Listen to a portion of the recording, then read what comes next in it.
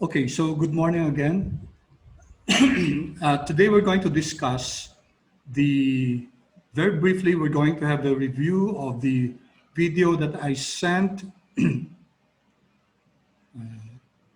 me just share the screen.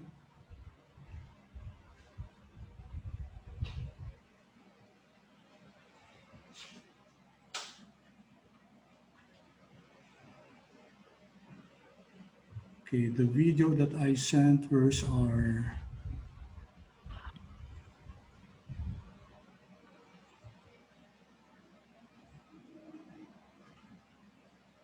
Okay, so I hope you can see the screen here. Please tell me if you can see it. I'm posting our Canvas site. So if I go to modules, okay, that was November 11. I posted this recording, SST, SSR, SSE. I did not post any recording last week because of the results of the typhoon. I was worried that some of you might not be able to access it, and besides, we were prevented from doing that. So if you haven't viewed this, I hope you'll view this, guys. It's a very important part of our discussion. So I'll just go through this very quickly and discuss what SST, SSR, and SSE are, what they are. They are very important measures for us to better appreciate regression.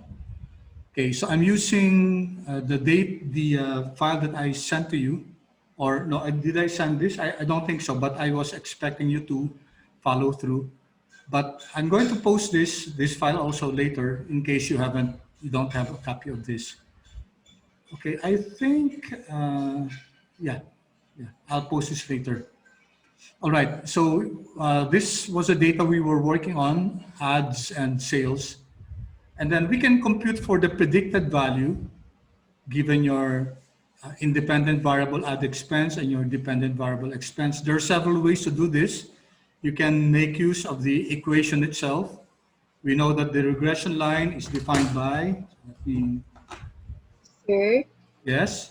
we don't see po the Excel if you're in Excel. Oh, sorry. You don't see it? Ah, yes. I'm sorry. Thank you for informing me. Yeah, I went to Excel already. Yeah, thank you. Okay, so this was the video which I posted last November 11. I hope you were able to view it. I hope you were able to go through it.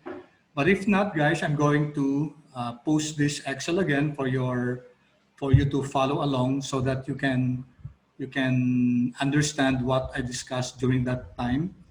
So we're here to measure these three measures. The SST, okay, that's the total sum of the squares, okay, this one, total sum of the squares. SSR is the regression sum of the squares, or sum of the squares of regression. And SSE, sum of the squares due to the error terms. Okay, these are very important measures with respect to understanding regression. So in this Excel sheet, we first computed for y hat. Y hat is your predicted value. We said that given your independent variable x and your dependent variable y, we can compute for your regression line, and it's defined by your slope and your intercept. If you recall, guys, remember that the equation is y is equal to beta null, b null plus b1 times x. Okay, this is y sub I, x sub I. Okay, there's supposed to be a hat here to indicate that this is predicted value. So BO is your, beta null is your intercept, and B1 is your slope. So for a simple linear regression, you only have, since you only have one regressor, you only have one independent variable, then you only have one parameter or estimate for your slope. If you have, let's say, 10 independent variables, then you'll have 10 b sub i's, excluding your b sub null. So there will be 11. If you include your intercept, then there will be 10 other partial slope coefficients, okay, to determine the contribution of each of the particular regressors on your dependent variable. So we're just discussing a simple linear regression, but by next meeting, when we record next meeting, we will now start to go into R and multiple regression. So the formula that we used here, okay, we actually used the slope and the intercept, okay, because we computed here for the slope and the intercept, so we could use that in order to compute for your predicted value. The predicted value is given by b sub 1, which is your slope times x, plus the intercept. So this is the intercept, and this is your slope, multiplied by the corresponding x value. Okay? All right, so this is your predicted value, y. This is your actual value, y. So you see that there is a discrepancy. There's a difference between your predicted value and your actual value. Based on this one, we can compute for the residual, for the difference between your actual value and your predicted value. All right? Okay. So in order to compute for SST, okay, how do we compute for your total sum of the squares? So let me show this diagram. If you recall, we plotted our x and y, x being our independent variable ad expense and y being our independent variable weekly sales. And then we also introduced the regression line. This is our regression line, making use of the method called ordinary least squares or method of least squares. Now it comes up with the line where your error terms based on the regression line and your actual data points, when you square that, square the values, the difference, the deviation, it will be, and sum it up, it will be a minimum. Okay, so let's first look at this concept, sum of the squares of your total. For those of you who were not able to watch the video, or for those for everyone, if you were not able to watch the video, at least by way of review. The formula is the actual value of y and the average value of y. Now, this tells us that we're going to create a model where we're not going to make use of x. Okay, we're not going to make use of x. So if we know the actual value, of course we know the actual value, and we can compute for the mean, the difference of each of the points of this actual value of y from the average. Okay, if we get the sum of all those deviations, we know that we'll get 0. If you recall, guys, we said that we won't be able to gather any information if we use just the sum. Okay, so let me write that. Just the sum of your actual y minus the average. Okay, because of the sum of this, if we sum it all up, we'll get 0. That's why we square this. Okay, we square this because definitely this will not be, most probably this will not be a 0 value. Okay, so that's a difference between your actual y and your average. Now the sum of that is what we call the total sum of the squares. So this is your SST, total sum of the squares. Okay, so what did we do here? We came up with a model just using the average y as our predictor.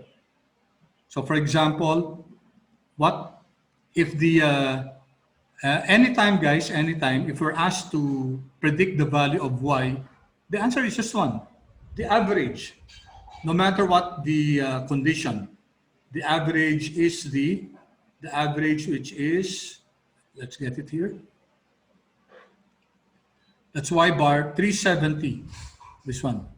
The average is 370,059.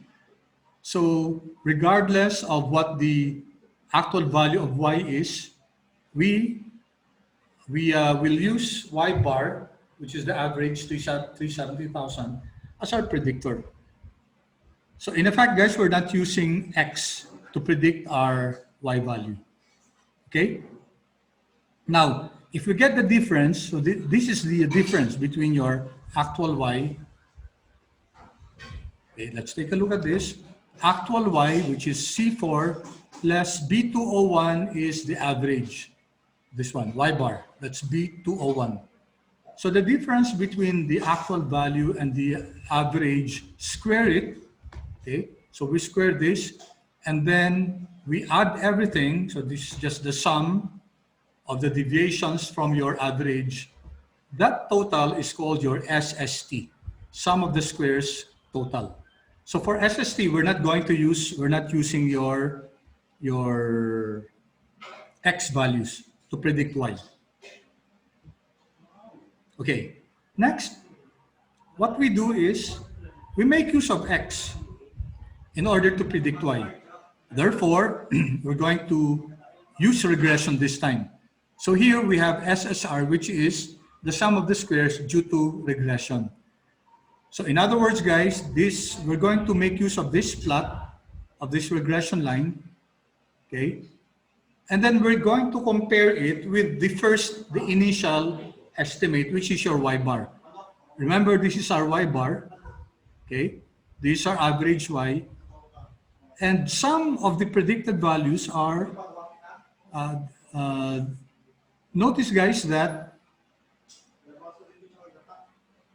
this center, this one, which is your x bar and y bar, it falls exactly on the regression line. So the regression line will always contain x bar and y bar. This one, this point is x bar, y bar. All right, and then we get the difference between your predicted value. The predicted values are on this line, okay? The difference between the predicted values and your average, which is our base model, that's the improvement that we are making as far as predicting y value is concerned. Okay, so look at this formula. Y hat is your predicted value minus y bar, that's your average. So the difference between your y hat, that's your predicted value, which are the points on the regression line, and the difference between that and your y bar, we call it sum of the squares due to regression. In other words, we were able to improve our model from just the average. We were able to improve it using the regression line. Okay, so that's your predicted value. Okay, so we can find it here. So this is now your y hat, the predicted value, which we computed here, minus the y bar, which is the average. Okay, take note here, we used x values. Okay, we used x values here. Why? Because of y hat. Remember, guys, we can only use we can predict it using the regression model if we have a regressor, if we have an explanatory variable, which is your x. Okay? So what do you notice about this? What do you notice about this? Now, from a total variation, this is your total variation, sum of the squares total. This is the variation of your y. We were able to explain 2.7. That's million. 2.7 trillion, okay, out of the 3.2 trillion. So this is the total variation of y. When we use the regression, guys, we were able to explain 2.7. Okay, and then lastly is your SSE. Your SSE is now sum of the squares due to your residuals or error terms. So these are the values that we were not able to explain using the regression line. So this is our actual data points. Okay. For example, this one is our actual data points. So we measure, we drop a vertical line to the regression line. So this is your deviation with respect to your regression. So this is your actual data point minus your regression line. So we notice that not all the points lie on the regression line. So there are residuals with respect to the regression line. It means that we were not able to explain fully your actual data points using the regression line. So that is measured here. That is measured here. So this is the actual data point, y sub I, minus your predicted value, y hat. Okay, again, let me show the diagram for us to have a clear understanding of this. This is your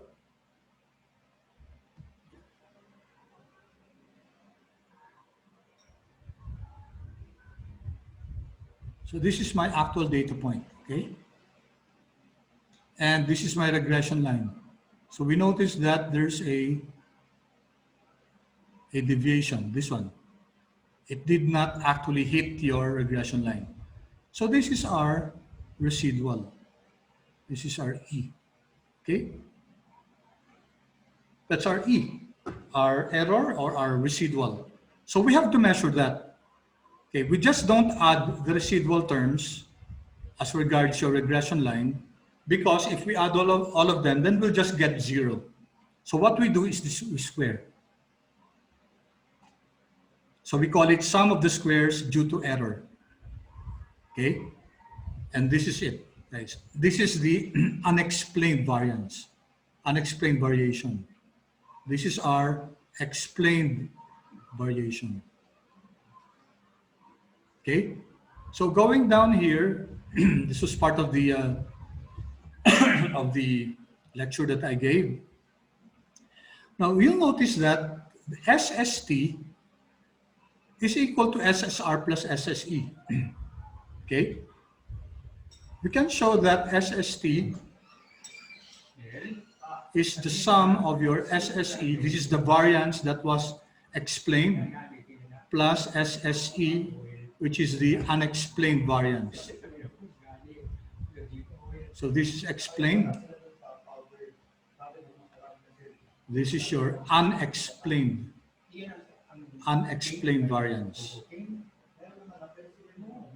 variance. Okay? And this is your total variance. Total variance. So which variance? It's the variation of your dependent variable weekly sales. That's what we were trying to explain or predict. All right.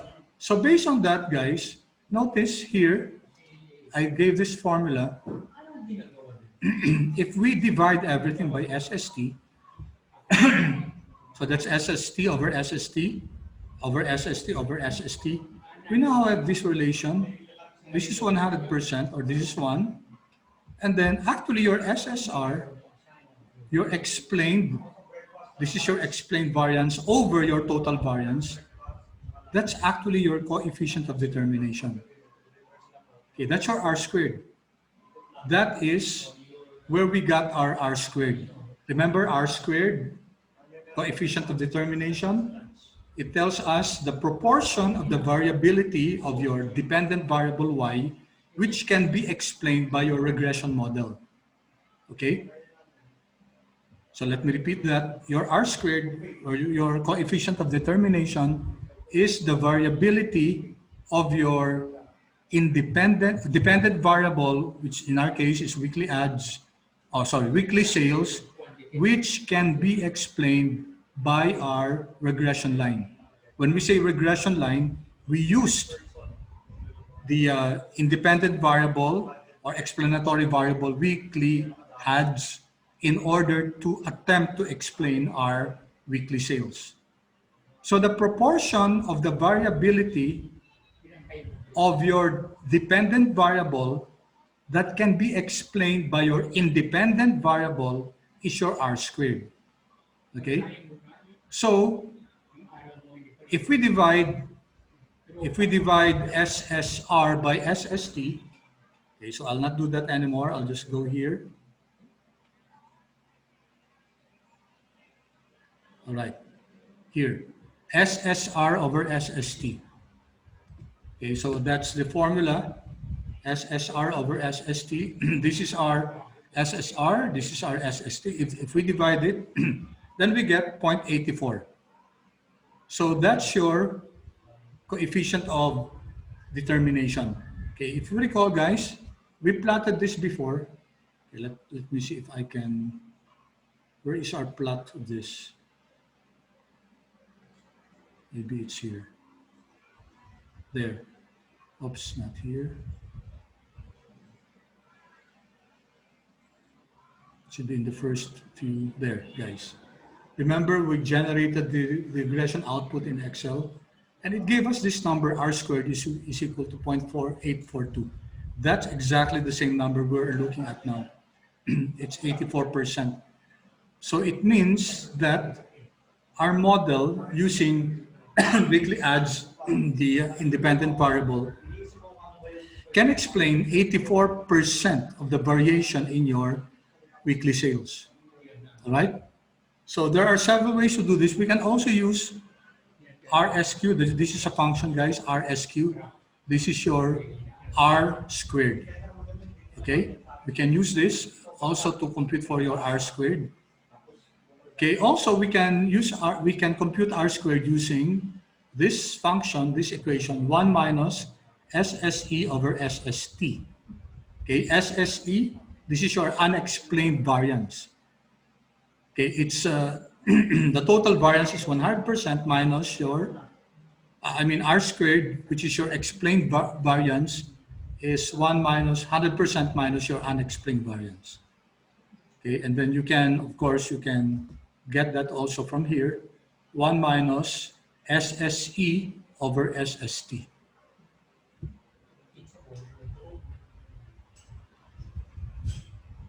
Okay, and also we can compute for, we can actually compute for your R squared. We know that R squared is simply R, which is your correlation, and then square root. Okay, so we use the correlation function. We already described this before, and then raise to the second power. That will give us the coefficient of determination R squared. All right. R, this one is also just Corel or Pearson. All right. So here there are some explanations here. 84.2% of the total sum of the squares can be explained by your estimated simple regression line.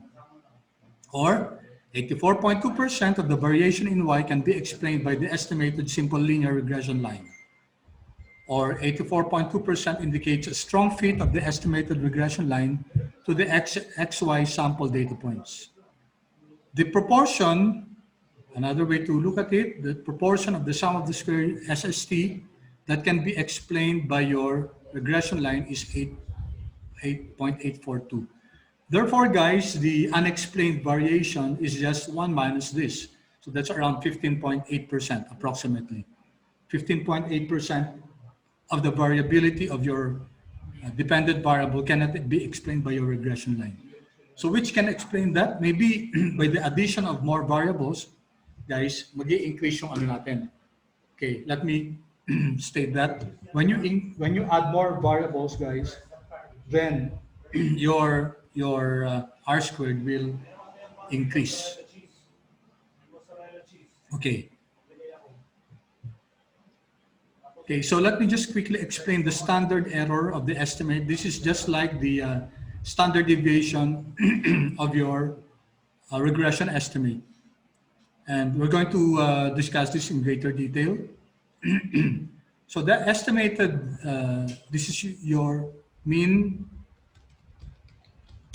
square error, okay, which is just it's just like the mean of your what's this, guys? What's this? actual minus predicted, that's your SSE, okay? Sum of the squares of your error terms. And then you divide it by a certain factor. N is the number of observations. Q is the number of your independent variables. In this case, it's 1 because we have only a simple linear regression. Okay. And then when you get this, guys, and then you get the square root, it will give us the standard error of the estimate. Okay. This is just like the standard deviation of your regression equation. Okay. We'll discuss this in greater detail when we generate the regression output. Okay. Now I would like you now to copy this.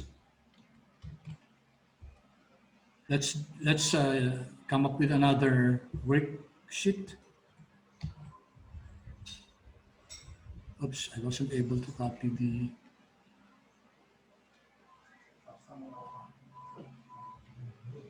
Sorry.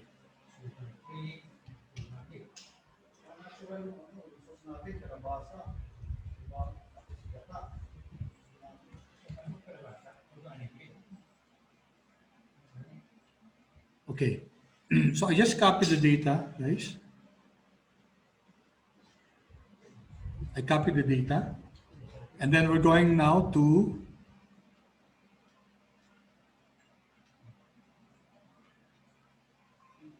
generate our regression output.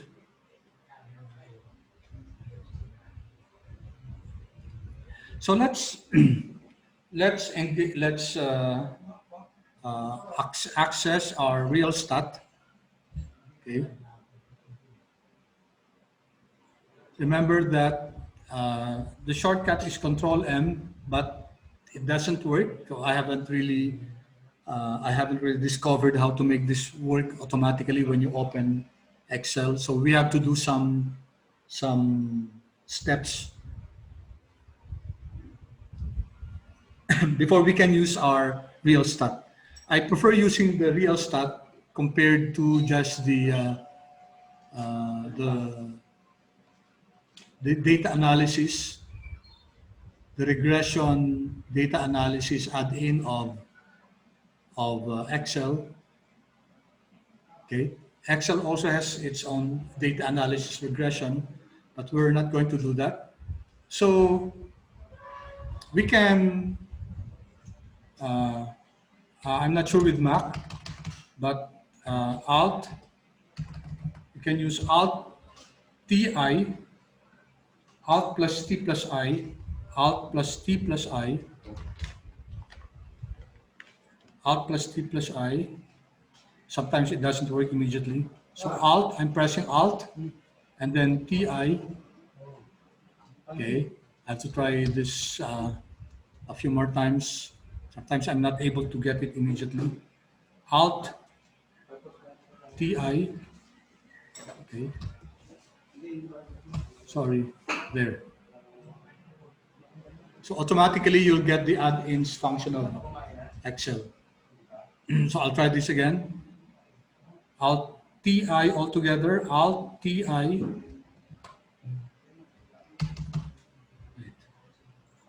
Okay, it's very tricky. Alt TI.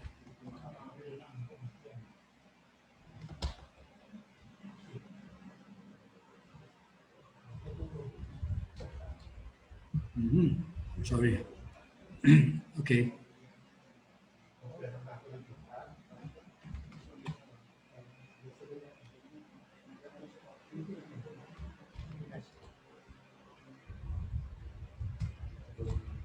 Yeah, I pressed Alt first and then TI. Okay, if it doesn't work, guys, then just go back to File, Options, Add-ins. Okay. Oops. File, Options, Add-ins. Then here, go. Sorry, not okay, but go. Here, go. And then unclick this first. Unclick this. Okay. Okay. Then go back. File,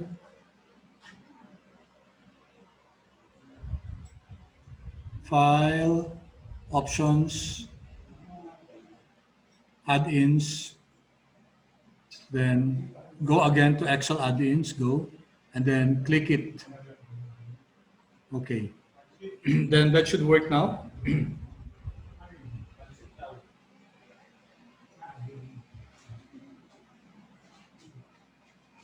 Then you have the add-ins here.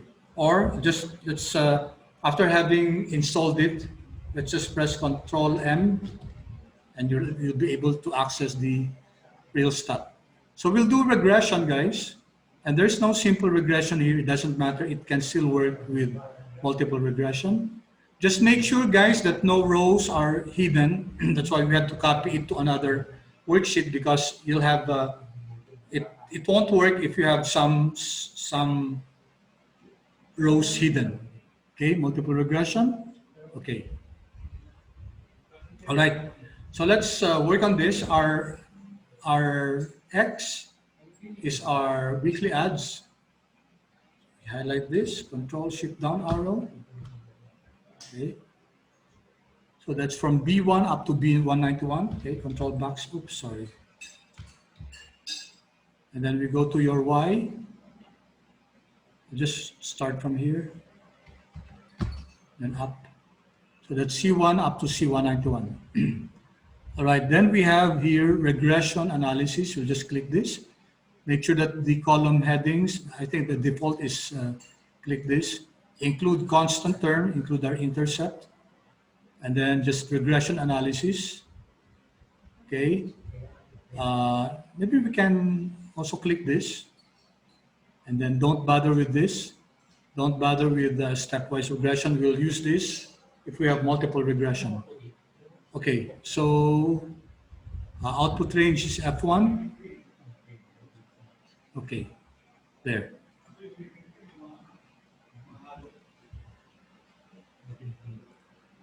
All right. Okay, so here are the outputs. Some of them are similar to Excel, but this is more comprehensive. Okay, let's first take a look at this. Multiple R. Do you recognize this? Okay, that's your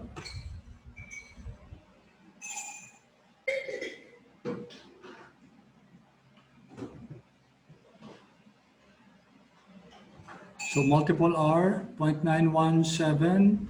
If you recall, this is your correlation. This is your R. That's your correlation, right? And this is the one that we just discussed a while ago. That's 0.84. That's your R squared. Okay? And then we have our adjusted R squared.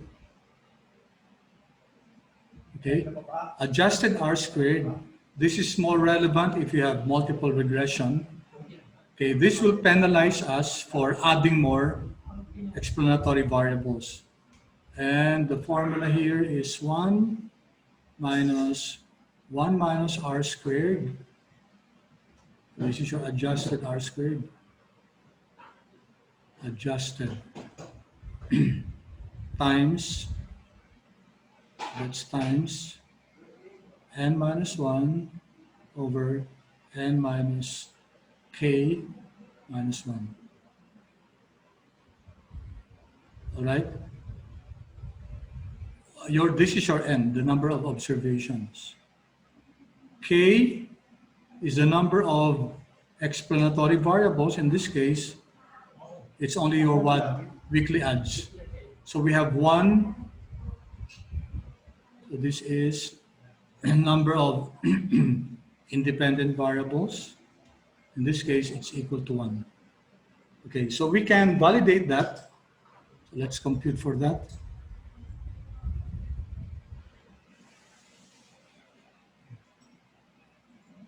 So it's equal to, let me increase the size so that you can see.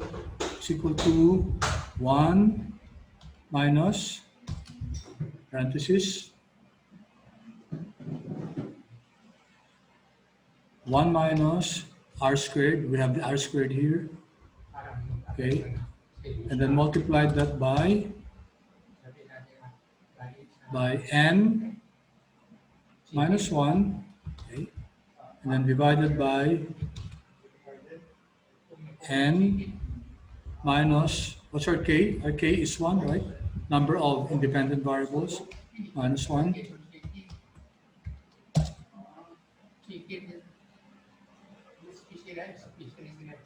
Okay, 253, 253, okay? So you're able to get it the same. That's your adjusted R squared. Okay, we'll discuss this more, guys, when we go to multiple regression. Okay, and then there are some other measures here like this. This is your Akai key information criterion. Okay. We'll go back to this, guys. This is your Schwartz. We'll go back to this when we discuss multiple regression. This is useful if we're comparing models. The lower the AIC or AICC or SBC, the better it is, the better the model is. Okay. All right, let's go here, guys, to our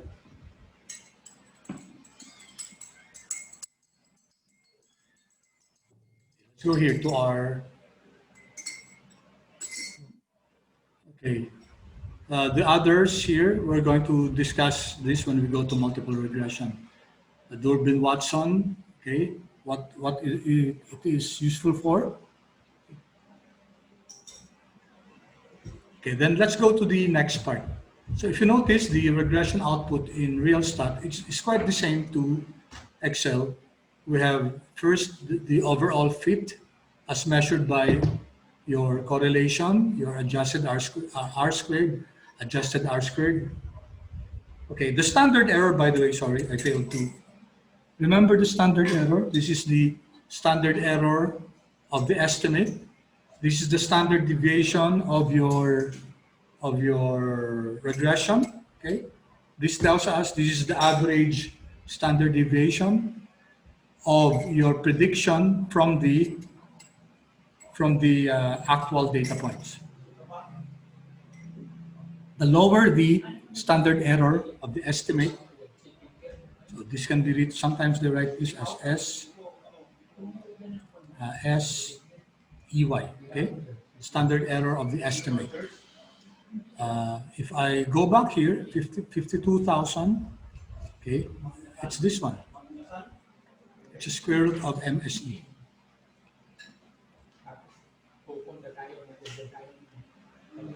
Remember this? This one, 52,423. Exactly the same as this one, 52,423. Okay, so remember this can be computed using, oh, did I mention that? Standard error of the predicted value for Y for each X in the regression. So that's a stakes. Known Y's and known X. So our known Y's is this one, comma, known X is this one. We just have to, okay.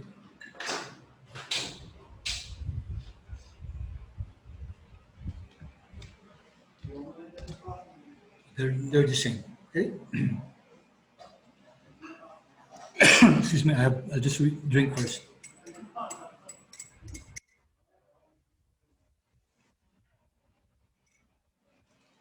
All right, observations, we have 190. Okay, now let's go to this analysis of variance. Okay, this is where your SSR, SST, and SSE comes into play. So we have here the Anova analysis of variance. And first we have the regression, and then the residual, this is your error, and the total. So let's convert this into a number. All right, degree of freedom for your regression refers to your, this is your K, number of regressors. Others call this Q. You'll notice that in other literature, they use the letter Q.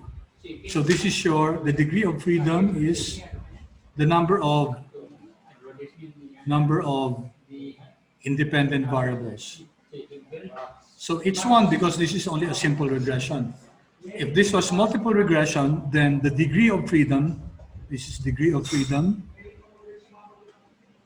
The degree of freedom will depend on, the number of predictors. Okay, how about the residual? This is your n minus k minus 1. N minus k minus 1. So that's your count, okay? Minus your k, which is your number of independent variables, minus 1. So that's 190 minus 1 minus 1, so that's 188. Okay? And then for your total degree of freedom, this is n minus 1. So the total loses 1 degree of freedom because this is to estimate your intercept. This is estimating your B1 and your intercept. Okay? All right, so that defines your degree of freedom. And then this one, guys, this one. What's this? This is your SS, sum of the squares. So this is your SSR, sum of the squares of your regression. Okay? This is sum of the squares of your error. And this is the sum of the squares of your total. Okay? And if you compare that with the table the computation that we did a while ago, so SST is 3.26 something, 2.7 and 0.516. 3.27, 2.7, 0.516. Okay, so the regression output in Excel, whether using the Excel data analysis or the real stat, will give us the values for your SSR, SSE, and SST. All right. Now, from there, we can now compute for the mean square. This is your mean square.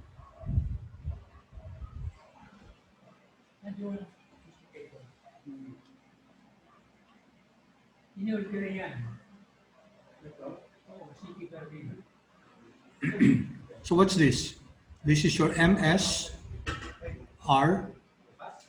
Okay. This is your MSE. Okay. Mean square of your regression, and then mean square of your error term. Now, how was that computed? So this was computed simply by, this was computed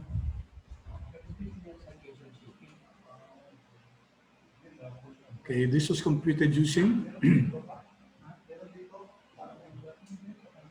so where do I put it? This is your SS regression over the degree of freedom, and SSE over the degree of freedom. This is 1, this is 2. Okay, so mean square of your regression is simply SSR over 1. You just divide the 2. Okay, so it will be the same. But this one will be 516 over 188. So if we do that, let me just illustrate that. It's equal to 516 divided by 188. That gives you 2748. Okay? Now we need this, guys, because that's how we compute for the standard error. I showed you how to compute for the standard error using the stakes function, but we can also compute for the standard error using, okay, that's your, this is also equal to square root of your MSE, okay, which is the square root of SSE over the degree of freedom 2, which is equal to square root SSE over n minus k minus 1. Okay? So which is the same as this one. Okay. A while ago I discussed that your SSE, standard error of the estimate, is equal to just the square root of your MSE. Okay? So that's the summation of y sub I minus y hat squared, which is actually your SSE divided by n minus q minus 1. Okay, I hope I'm not going fast.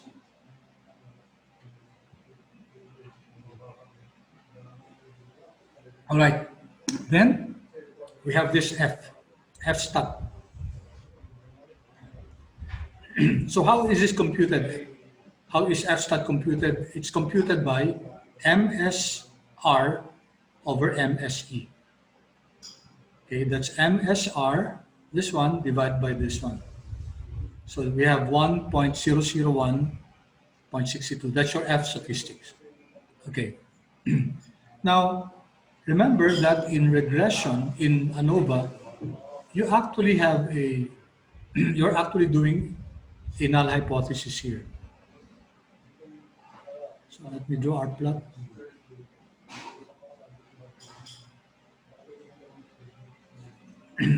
So it's using the F distribution,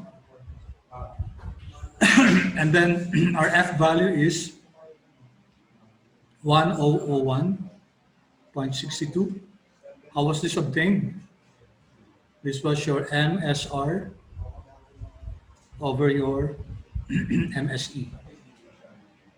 Okay. All right. So take note that in Anova, this is actually an inferential statistics. No? So we have here a null hypothesis before I go here to this last two. Our null hypothesis here is that our parameters, okay, so we have two parameters.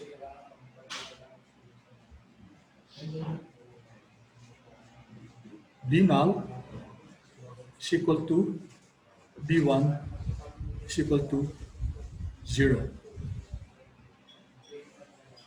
So we are hypothesizing that our intercept and our slope are all equal to 0.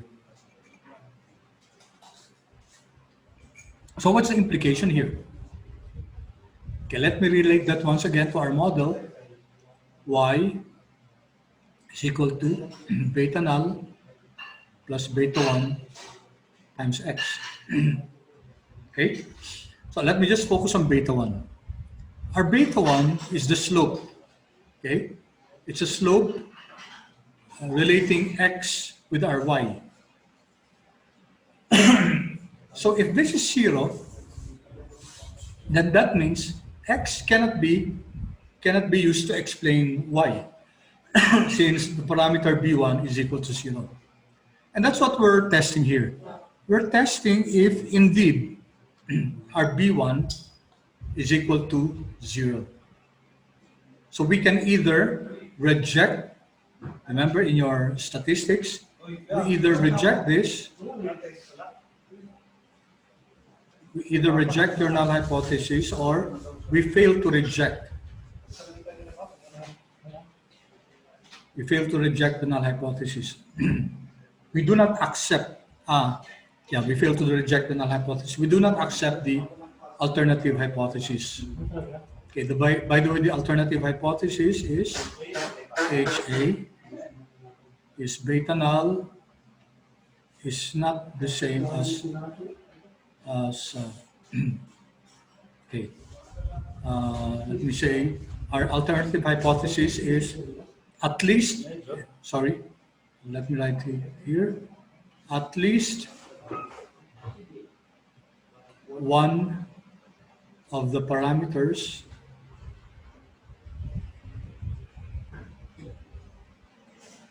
is not equal to 0. So That's our null alternative hypothesis. At least either B is null or B1 is not equal to 0. At least one of them is not equal to 0. All right. So we're testing here our hypothesis. Based on this F statistics, we can now make an inference, we can now make a conclusion whether your F stat,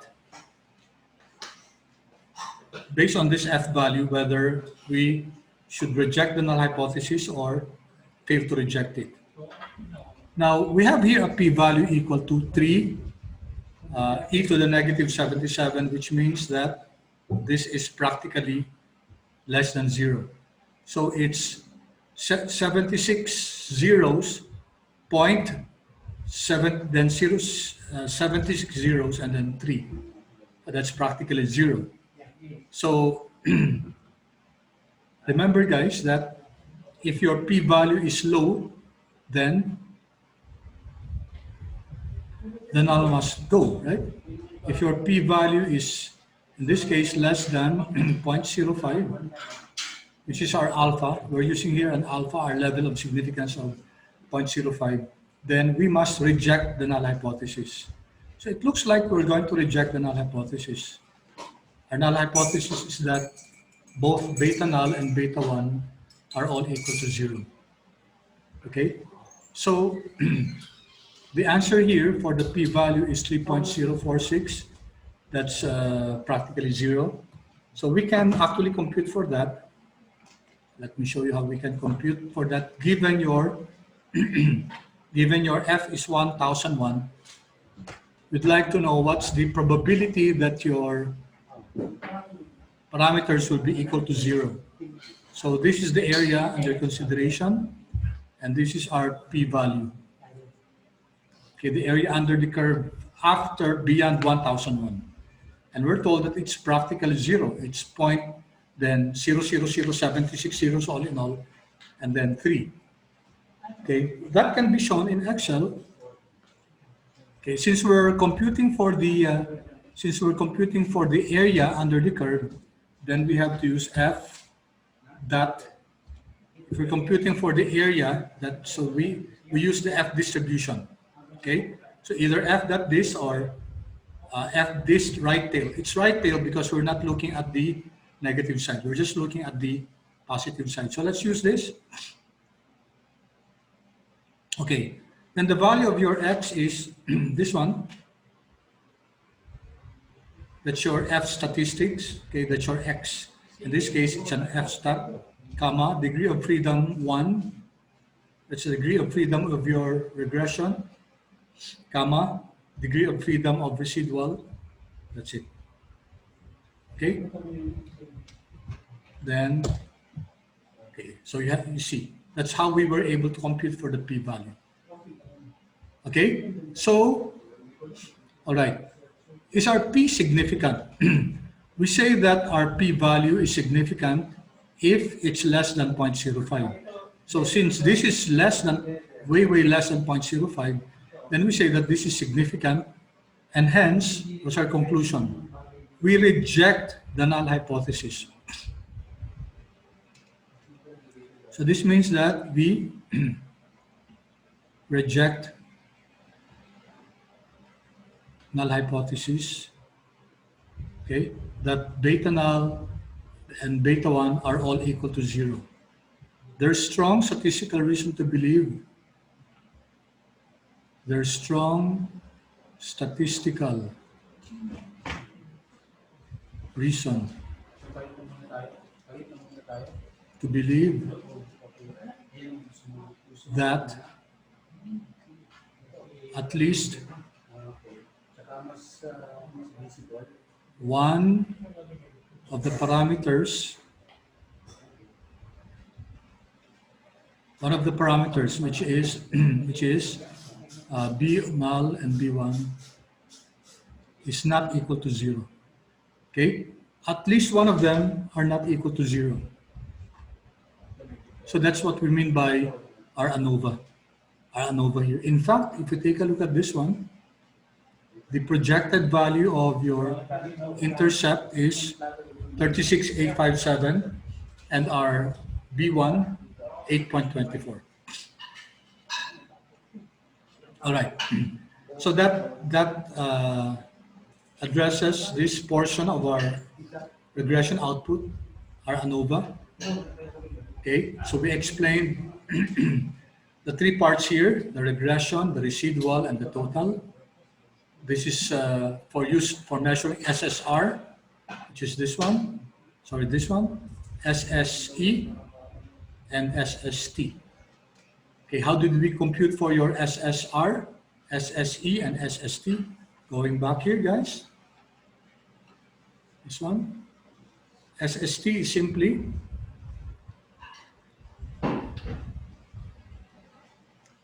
it's a deviation, it's a difference between your actual value and your average Y.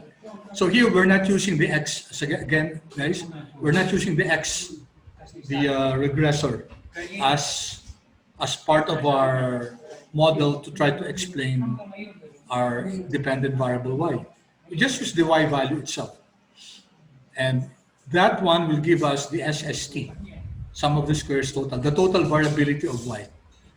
And then we use the regression line here. So we have here Y hat, which is your predicted value. The predicted value is your regression line, regression value. And how do we determine the regression value? Then we have to use your YX value, our predictor. Okay? Because you can only have your slope and your intercept if you have your predictor X. And the formula is the difference between your predicted value and your base value, which is your average. So here you're improving the value of your prediction, okay?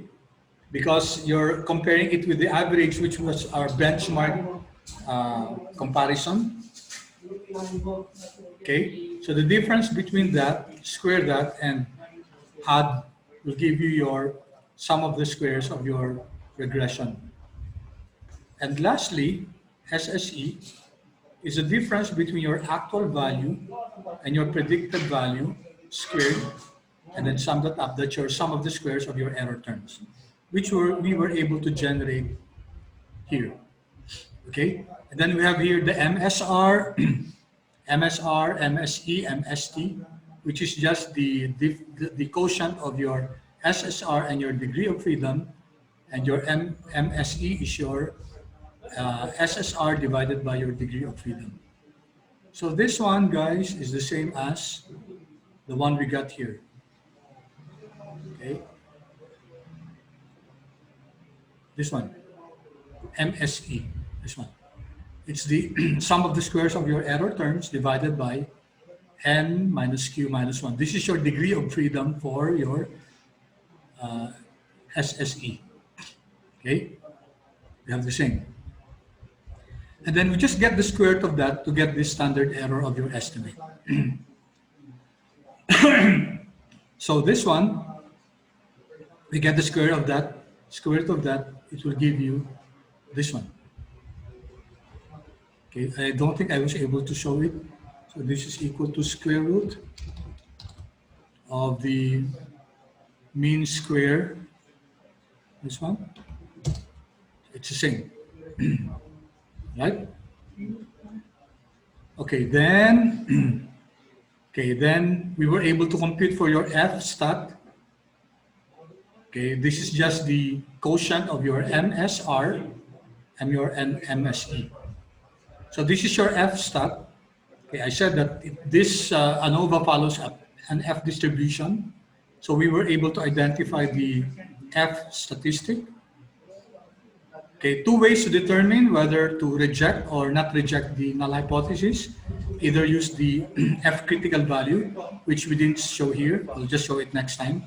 And then your P value, which is a lot easier to use compared to your using the F critical value. Okay. And then, so we were able to compute for the P value, which is the area under the curve. This is the probability. All right, so this is the p-value, and it turns out to be practically 0. And we compare that with 0.05, which is our alpha, our level of significance. And then we say that if the null, if the p is low, which means less than 0.05, then our null must go. So that's the rule, guys. If the p is low, the null must go. The null must go means we're rejecting the null hypothesis. So we reject this. And then our conclusion is reject the null hypothesis. There's strong statistical reason to believe that at least one of the parameters, what are the parameters? B null and B1, this one. At least one of them is not equal to 0. In fact, we were able to show that here. So let's now go here to the individual tests. So this is your B null. This is your B1. Your intercept. And we were able to show this already. This is the coefficient. And this is our B1, our slope. Then we can compute for their standard errors. So this is the standard error.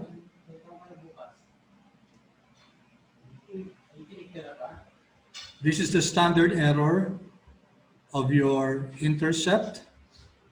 And this is the standard error of your slope. Take note, they are different from the standard error.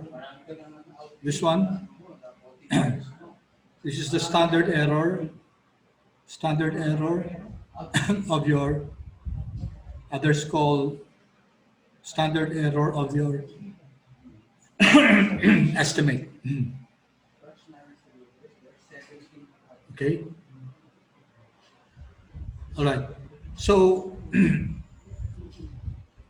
the data analysis will already give us the t-stat for this one, for the standard error of your null hypothesis and the standard error of your of your intercept and standard error of your slope. Okay. So we can actually also compute for this the p-value that we see. Okay. Okay, so here we're using t-stat for our individual test for your coefficients. Okay, so let me see if I recall the, so this is p-value. Let me draw first the diagram. So this is the test for, so this is the test for your slope. So it should be two-tailed. Okay, this is our test for our slope. And the t-stat is 3.29. That should be positive or negative. So we'd like to compute for the p-value here. All right, so let's see.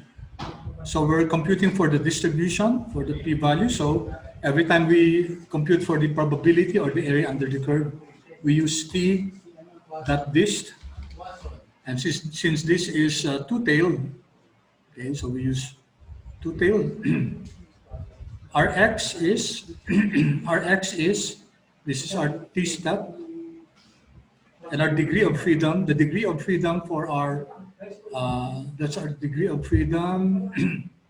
So that should be 188. Oh wait, is that the right one? Yeah, okay, we're correct. We're correct. So t.dist, that two-tailed, and then this is our x, which is our t-stat, and degree of freedom, which is the degree of freedom of our residual. That's n minus k minus 1. So we get this p-value of 0.001. For the other one, it's t.dist also. That two-tailed. Our x is this one. Degree of freedom is also 188. All right, so exactly the same. That's the p-value, guys. That's the p-value. Okay, so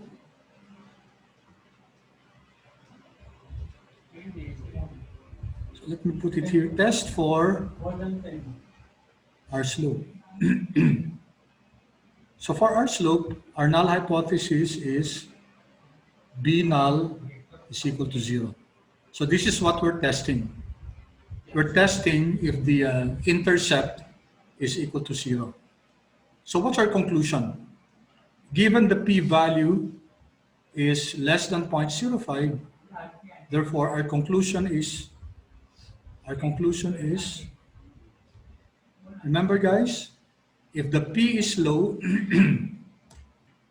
okay, since our p-value is equal to 0.001186 less than 0.05, then our conclusion is we reject the null hypothesis that B null is equal to 0. Okay? We have strong statistical reason to believe that B null, our intercept, is a value other than 0. Okay, and then also test for the statistical test for our, oh, sorry, this is intercept, I'm sorry. This is intercept, and then test for our slope.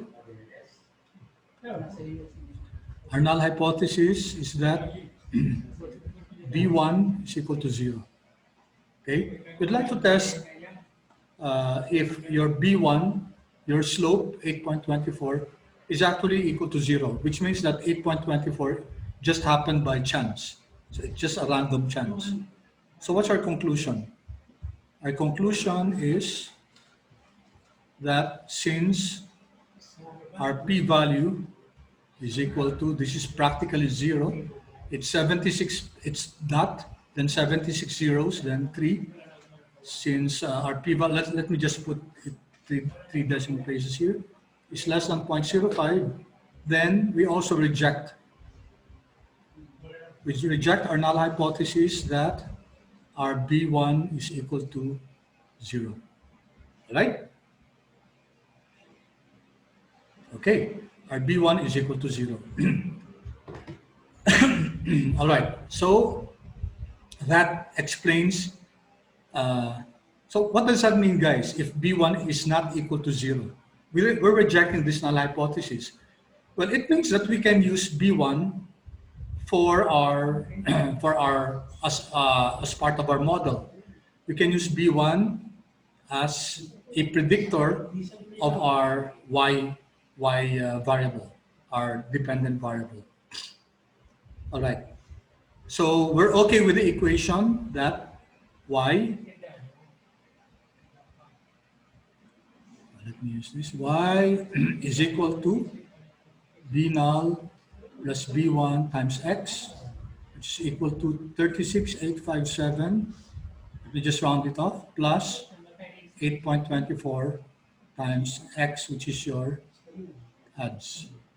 All right, so that's our model.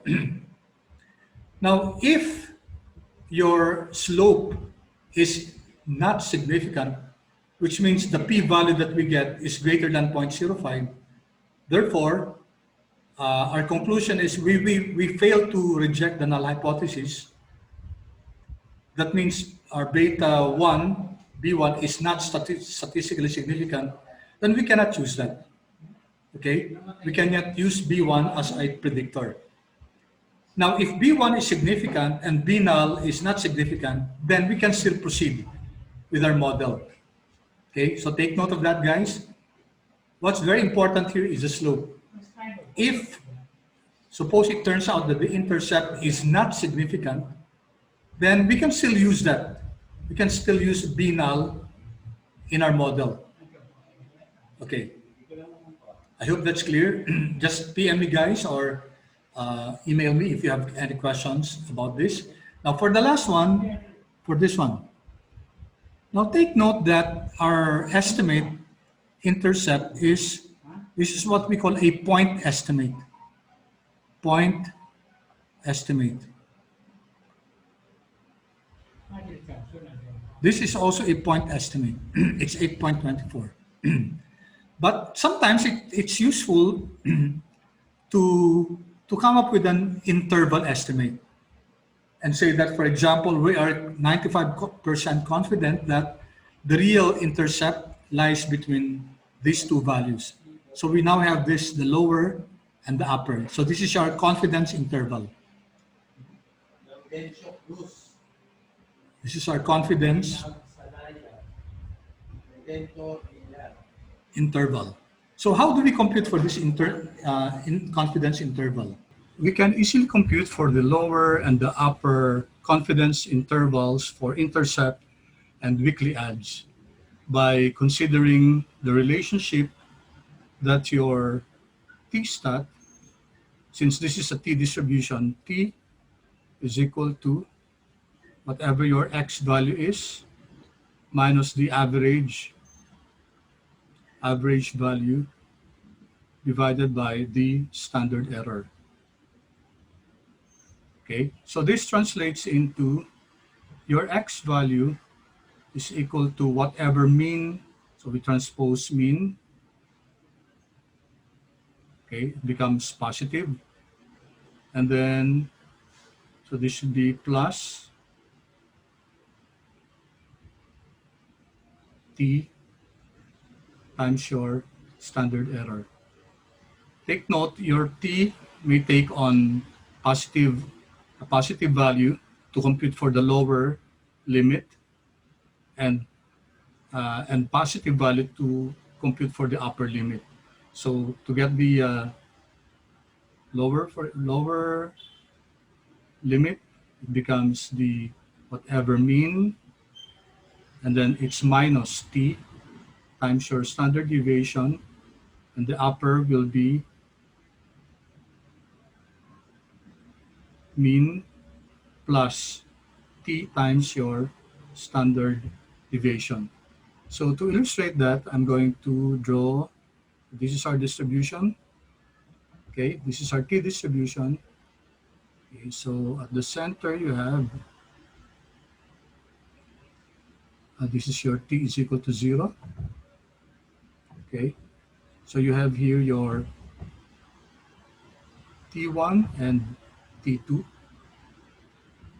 And with like our alpha being 0.05, we know that this area here is 95%, and these two are, so this is 2.5%, and this is also 2.5%. So what we need is to compute for the t value here, which is the same as this one because it's symmetrical. And if we're able to compute for the t value, which is the t critical as far as we're concerned, because we're looking at a level of significance of 0.05, then knowing this, okay, knowing also your standard error, and knowing your average value for b sub o, for the intercept, therefore we can compute now for, we can now convert this t value into its x value. Okay, so in order to compute for that t critical value, okay, we're going to make use of Excel. Since we're looking for, let me increase the size of this. Since we're looking for the t value, we'll be using the t dot ind. If we're looking for the area under the curve, we use t dot dist. So this is equal to t dot. So here we have t dot in dot 2t. All right. So the parameters that we're asked for is the probability. So it's 0.025 and then 0.025 times 2. So that gives us 0.05, which is our level of significance. So that's 0.05. And then the degree of freedom will be your degree of freedom for our residual, which is 188, or that's our n minus k minus 1. Okay. All right, so we get here 1.97. So if we So this is equal to positive 1.97, and this is our negative 1.97. Okay, so knowing that, we can now compute for our upper and lower limit. So let's copy this. Let's copy our table. Let me copy everything first. Control C. Then I'll just change some of them. And then I just want the values. Control V. So this is our coefficient. This is our standard error. Now we will replace our T critical. This is our T critical. We don't need the p-value. Okay. We just need the upper, lower, and the upper.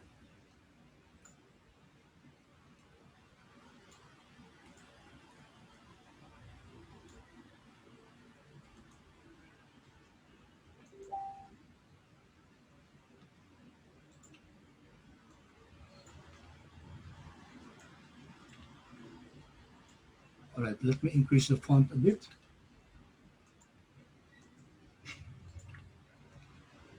Okay, so going back to our discussion, these coefficients, this beta null, this is our beta null.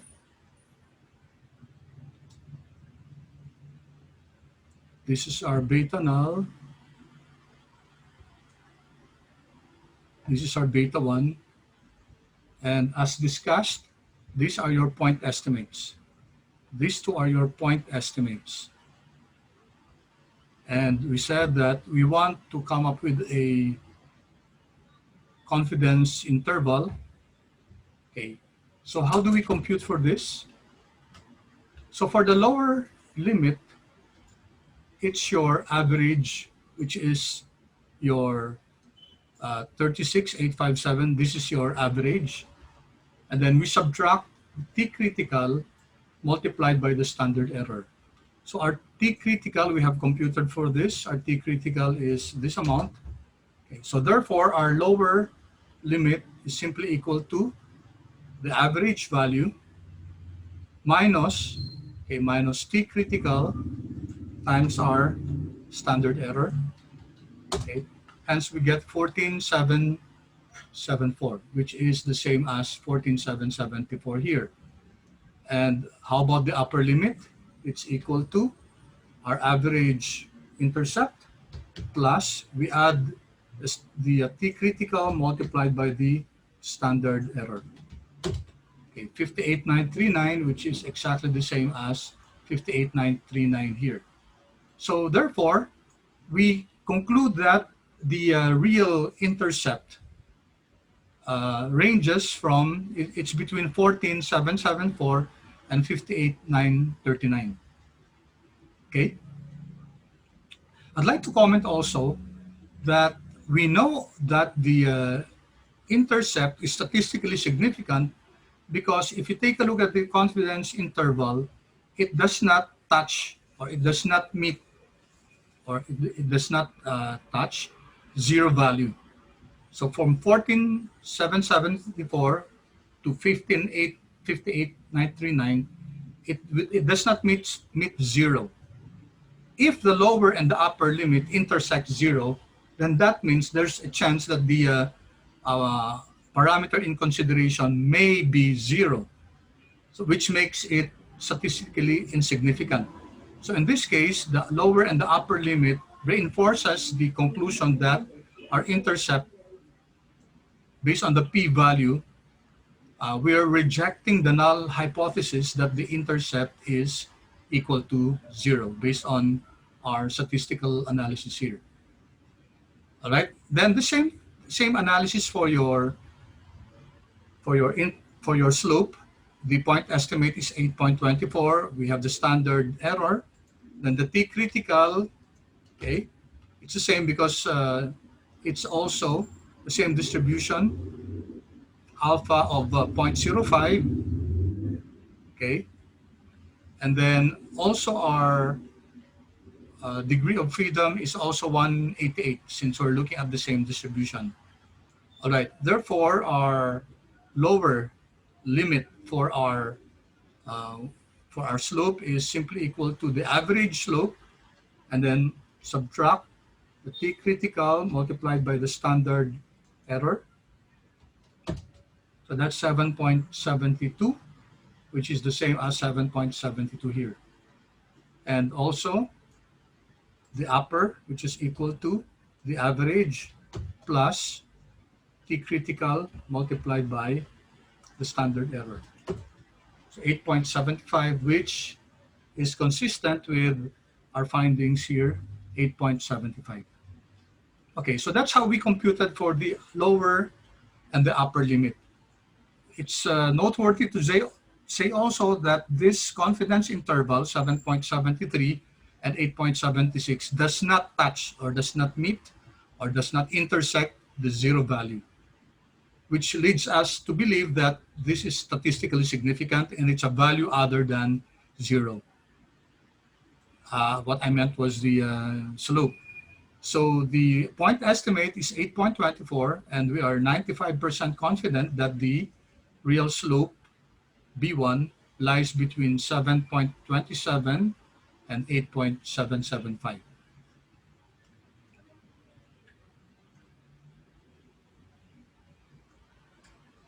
Okay, so this is how we computed for the lower and the upper limit. Okay, now lastly, I'd just like to tell you that there is a quick way to generate the, let's say, the important measures here.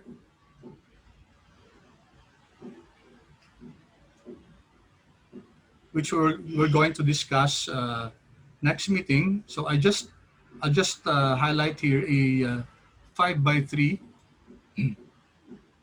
5x3 array, and the function line est will give us very important, very pertinent measures, which are actually found here in our regression output. So it asks for us. So first, we identify a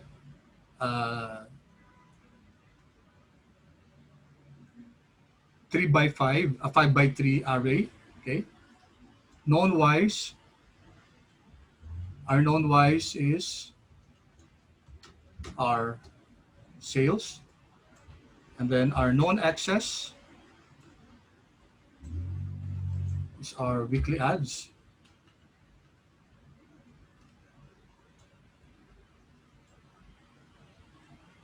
Then comma. And constant, for the constant, we want the constant to be calculated normally. So we should be typing here. Okay, we should be typing true. Okay, comma. And the next one, stats, return additional regression statistics, or do not return additional regression statistics. We would want Excel to return additional regression statistics. Then after that, we press Control-Shift-Enter. Okay. Now I purposely highlighted a 5x3 array to show you that it's imperative that we know what size to highlight. For a simple regression, simple linear regression, you just highlight a 2.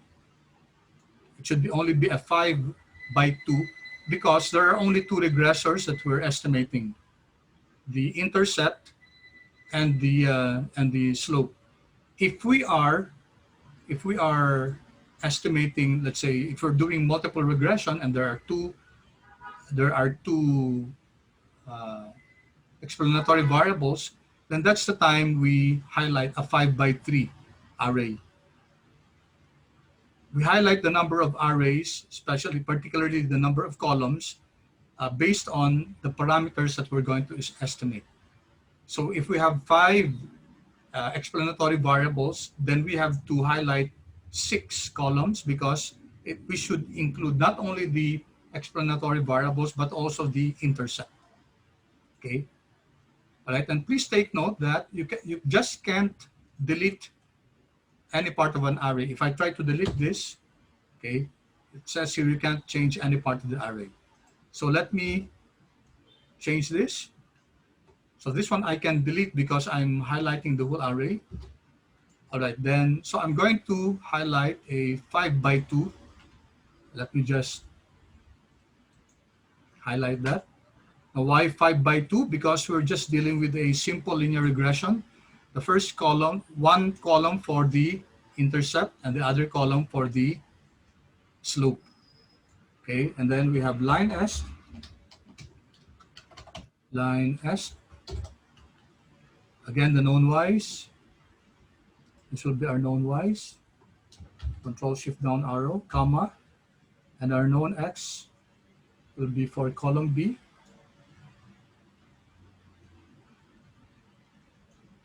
And then comma again. I explained to you that it should be true, true if we want the intercept to be computed normally and if you want additional regression statistics. So we have to press here Control Shift Enter because this is an array. All right, so we have this. Okay, so before we end, let's just identify what these are. So what's 8.24? We know that this is our slope, B1. Okay, what's 36,857? We know this is our intercept. What's 0.26? 0.2604. Where do you find 0.2604 here? So this is the standard error of your intercept. Standard error of our intercept. Standard error of your subscript. Standard error of our slope. What's 1119? This is also the standard error of our intercept. So let me just put that into a subscript. What's 0.84? 0.84 is, as you know, that's our R squared. So that's our R squared. And do you recall what 52,423 is? What's 52,423? And where do we find that? 54. Do you find that here? Yes, that's our standard error of our y given x. So that's the standard error of our estimate. Let's just call that y.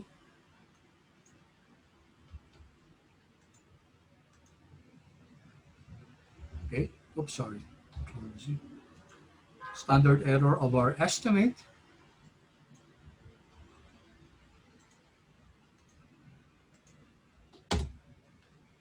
Let me increase the sizes of this one.